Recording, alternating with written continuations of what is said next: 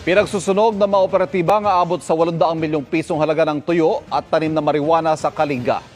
Pinakamalaking marijuana eradication yan sa mga nakalipas na taon ayon sa AFP. Nakatutok si June Veneracion. Kinailangang gumamit ng Black Hawk at Huey helicopter ng Air Force para marating ang mga liblib at masukal na bahagi ng Mount Chumanchil sa Kalinga. Ang kanilang pakay, ang nabistong halos 20 hektaryang marijuana plantation. May mga sinunog na marijuana at meron ding kinumpiska. Sa kabuuan, mahigit 1.5 tonelada ng dried at full-grown marijuana plants ang nasabat sa plantasyon na tinatayang aabot sa 800 million pesos ang halaga. Ayon sa Armed Forces of the Philippines, ito na raw ang pinakamalaking marijuana eradication sa mga nakalipas na taon.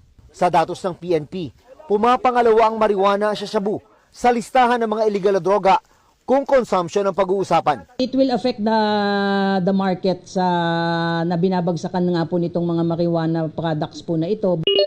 Sa monitoring ng PNP, kabilang daw sa pinakamalaking distribution area ng marijuana na mula sa mga kabundukan ng Kalinga ay ang Northern, Central at Southern Luzon.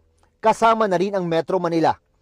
Intelligence-driven ang operasyon ng PNP, AFP, PIDEA at National Intelligence Coordinating Agency. Pero dahil sa hirap na maabot ang bundok, wala raw inabutang suspect ang mga tropa. Very seldom na nakakahuli po tayo ng mga tao dyan kasi it will take days for the operating unit na maakyat po yung mga matataas na bundok. Paliwanag ng PNP, kailangang sunugin ang marijuana plants para mabawasan ang supply dahil kusang tumutubo ang mga ito sa mga lugar gaya ng Kalinga.